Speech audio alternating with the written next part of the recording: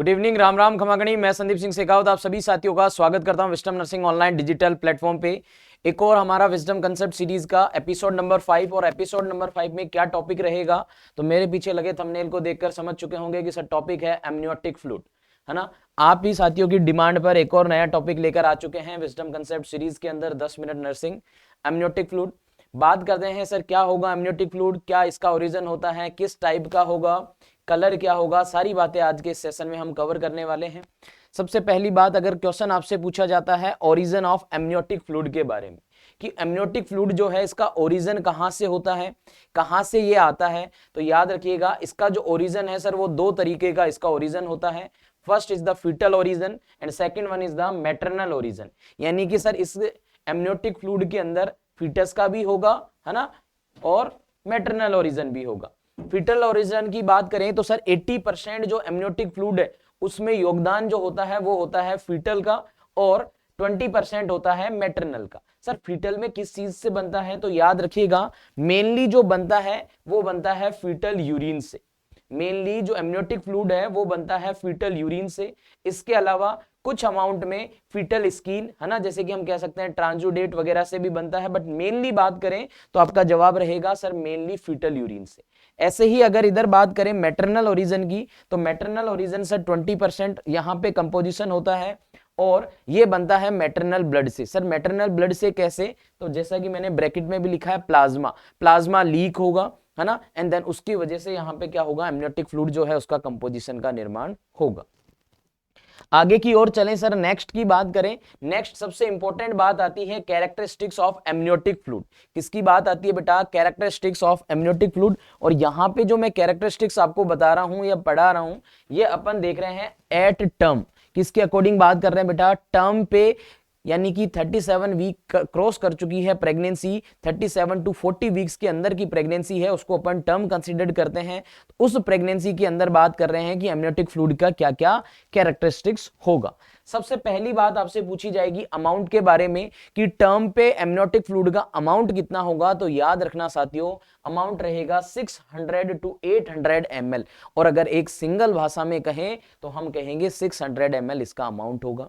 PH की बात करें तो sir pH of the amniotic fluid is 7.1 to 7.3। It means the pH of amniotic fluid is slightly alkaline. यानी कि amniotic fluid की पीएच कैसी है सर, यहाँ पे स्लाइटली एल्कलाइन है, जो कि कितनी है बेटा 7.1 से 7.3। नेक्स्ट बात करते हैं सर कलर की। वेरी इंपॉर्टेंट है बेटा कलर आपके लिए। देखिएगा यहां पे बात करूं दो चीजें वेरी इंपॉर्टेंट है जो आपको आगे चल के हेल्प करेगी, एक तो अमाउंट और दूसरा कलर। अमाउंट के बेस पे हम पता करेंगे कि सर कौन सी कंडीशन एबनॉर्मल है ना, जैसा कि आपके लिए एक वीडियो और लेकर आएंगे जिसमें एबनॉर्मल ऑफ एमनियोटिक फ्लूइड के अमाउंट के बारे में चर्चा करेंगे। कलर भी आपको हेल्प करेगा कि इस तरीके का एमनियोटिक फ्लूइड है तो ये किस चीज को इंडिकेट कर रहा है, तो वो आप कब बता पाएंगे जब आपको नॉर्मल पता होगा। नॉर्मल जो कलर होता है sir that is clear and colourless. Normal जो कलर होगा एमनियोटिक फ्लूइड का वो कैसा होगा, क्लियर और कलरलेस होगा। याद रखिएगा कई बार आपके पास अगर क्वेश्चन आता है, क्वेश्चन में पेल स्ट्रो भी लिखा हुआ है, मैंने क्या लिखा है, may be out at term. अगर टर्म से आगे हो गई प्रेगनेंसी तो फिर पेल स्ट्रो कलर हो सकता है, लेकिन अगर दोनों ऑप्शन में है तो बेटा जी प्रायोरिटी में अपन किसको अपना आंसर देंगे, तो वो भी मैंने लिख दिया है। प्रायोरिटी में आप कहेंगे कि सर एमनियोटिक फ्लूइड जो है क्लियर कलरलेस फ्लूइड होता है। That's all. नेक्स्ट बात करें स्पेसिफिक ग्रेविटी के, इससे इतना क्वेश्चन नहीं आएगा, फिर भी याद रखिएगा 1.008 से लेकर 1.010 it is the specific gravity of amniotic fluid. Next बात करें ऑस्मोलरिटी की, तो ऑस्मोलरिटी होती है सर एमनियोटिक फ्लूइड की 250 मिली ऑस्मोल पर लीटर। याद रखिएगा साथियों आपको बताया भी होगा, पढ़ाया भी होगा, जब भी आपने पढ़ा होगा कहीं से भी कि ऑस्मोलरिटी का मतलब होता है number of solute, number of solute इन पर लीटर। 1 लीटर सॉल्यूशन में कितने सोल्यूट्स की संख्या है that is known as osmolarity. तो यहां पे अगर ऑस्मोलरिटी की बात करूं तो सर ऑस्मोलरिटी है एमनियोटिक फ्लूइड की 250 मिली ऑस्मोल पर लीटर।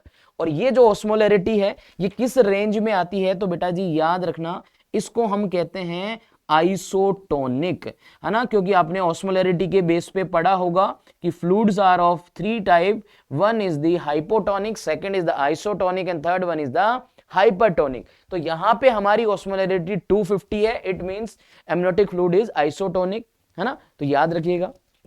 नेक्स्ट बात करें साथियों अमाउंट ऑफ एमनियोटिक फ्लूइड, ये भी आपको पूछा जाने वाला सवाल है कि एमनियोटिक फ्लूइड का अमाउंट कितना रहेगा। अगर एमनियोटिक फ्लूइड के अमाउंट की हम बात करें तो सर सबसे पहले बात करते हैं कि अगर 10 वीक पे है तो 30 ml होगा, 12 वीक पे है तो 50 ml होगा, 20 वीक पे है तो 400 होगा। आपके लिए पढ़ने वाली जो चीज है बेटा जी वो रहने वाली है पहली तो ये वाली, कौन सी वाली, ये वाली, जिसमें हमने लिखा है कि 36 वीक पे 1000 ml होगा। 36 वीक पे कितना ml होगा, 1000 ml। तो इसको आप मार्क करिएगा और लिखेंगे कि सर सबसे मैक्सिमम, क्या लिखोगे बेटा, मैक्सिमम। कई बार क्वेश्चन सीधा सीधा पूछ लिया जाता है कि maximum amount of amniotic fluid that is 1000 ml, और कब होगा सर, ये 36 वीक पे होगा। ये नॉर्मल की बात कर रहा हूं, एबनॉर्मल में तो सर 2000 ml से भी ऊपर चला जाएगा, that is known as polyhydramnios. But अपन नॉर्मल कंडीशन की बात कर रहे हैं तो मैक्सिमम होता है 1000 ml जो कि 36 वीक पे होगा। इसके अलावा दूसरी बात आपको जो याद रखनी है वो रखनी है 40 वीक वाली, कि सर 40 वीक पे अमाउंट ऑफ एमनियोटिक फ्लूइड कितना रहेगा, तो वो रहेगा बेटा 600 to 800 ml। यानी कि हम ऐसा कह सकते हैं कि सर ये टर्म वाली रेंज है ना। तो दूसरा बनने वाला क्वेश्चन आपका ये रहा। ये दो क्वेश्चन आपसे पूछे जाएंगे। फिर जैसे जैसे टर्म क्रॉस करेगा अमाउंट ऑफ एमनियोटिक फ्लूइड जो है वो कम होता चला जाएगा। यहां पे दिख रहा है 200 ml, फिर दिख रहा है 42 से ज्यादा वीक हो गया यानी कि पोस्ट टर्म क्रॉस कर गया तो 150 ml हो जाएगा।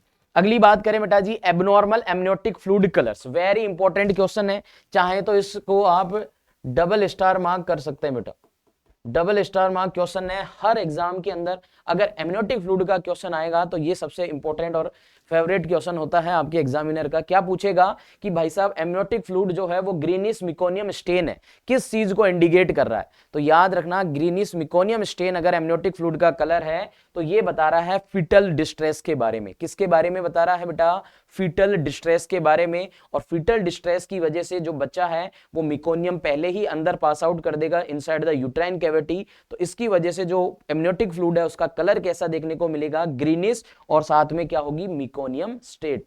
मिकोनियम का मतलब फर्स्ट स्टूल जो बच्चे ने पास आउट करा है जो कि ग्रीन ब्लैकिश कलर का होता है। नेक्स्ट बात करें गोल्डन कलर का एमनियोटिक फ्लूइड कब होगा, तो याद रखिएगा अगर RH इनकम्पेटिबिलिटी की कंडीशन है तो एमनियोटिक फ्लूइड कलर कैसा होगा सर, गोल्डन कलर होगा। नेक्स्ट बात करते हैं greenish yellow. Greenish yellow means हो सकता है आपको एग्जामिनर ग्रीनिश येलो पूछे या हो सकता है आपको सैफ्रॉन पूछे। तो सैफ्रॉन या ग्रीनिश येलो कब होगा sir, post maturity. What do you mean by post maturity, तो आप कहेंगे sir if the pregnancy cross the 42 week of pregnancy, 42 week से ज्यादा हो गई है, इट मींस पोस्ट मैच्योरिटी कहेंगे। तो उस कंडीशन में कैसा हो जाएगा, ग्रीनिश येलो या सैफ्रॉन हो जाएगा। नेक्स्ट बात करें डार्क रेड। डार्क रेड कब देखने को मिलेगा, जब ब्लीडिंग हो, हेमरेज हो, अगर इनसाइड द यूट्रस ब्लीडिंग हो गई है तो एमनियोटिक फ्लूइड बिल्कुल डार्क रेड हो जाएगा। इसके अलावा डार्क ब्राउन कब देखने को मिलेगा, तो आप कहेंगे सर डार्क ब्राउन देखने को मिलेगा अगर आईयूडी हो गई है, इंट्रा यूटेराइन डेथ हो गया है, यूट्रस के अंदर ही बच्चे की या फीटस की मृत्यु हो गई है, डेथ हो गई है, तो कैसे कलर में देखने को मिलेगा, तो आप कहेंगे सर डार्क ब्राउन देखने को मिलेगा।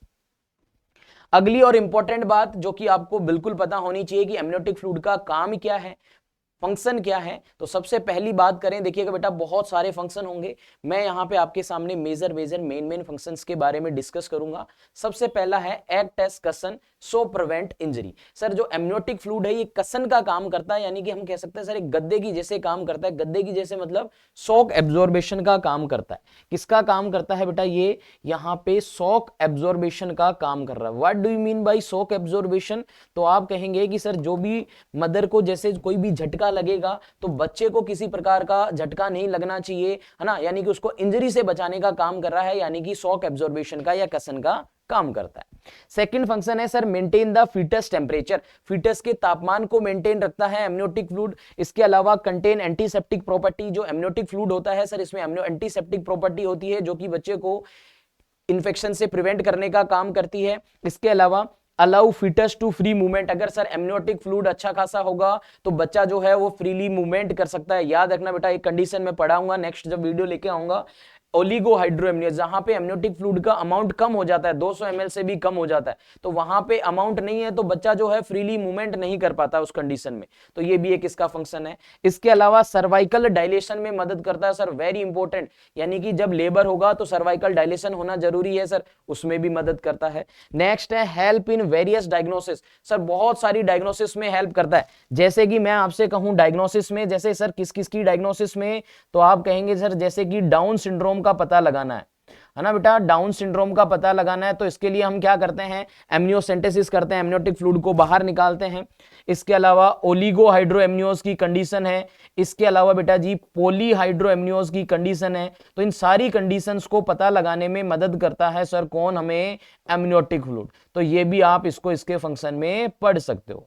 तो ये जो जानकारी थी बेटा जी, ये पूरी जानकारी थी सर हमारे पास में किसके बारे में, एमनियोटिक फ्लूइड के बारे में। और जो भी जानकारी बची है एमनियोटिक फ्लूइड के बारे में, जैसे कि सर एमनियोटिक फ्लूइड को कैसे अपन मीजर करते हैं और किस इसके अमाउंट से संबंधित क्या एबनॉर्मलिटी हो सकती है, वो अपन नेक्स्ट एक और वीडियो लाएंगे एमनियोटिक फ्लूइड के बारे में, तो उसमें डिस्कस करेंगे। आज के सेशन में इतना ही, उम्मीद करूंगा सभी साथियों को सेशन अच्छा लगा होगा, और जो भी टॉपिक आपको समझना है, पढ़ना है, जिसके बारे में आपको 10 मिनट में कंसेप्ट क्लियर कर रहे हैं, तो आप डेफिनेटली कमेंट सेक्शन में कमेंट करिएगा, उसके बारे में आपको video next to next session में जरूर मिलेगी। मिलते हैं साथियों अगले सेशन में। जय हिंद सभी को।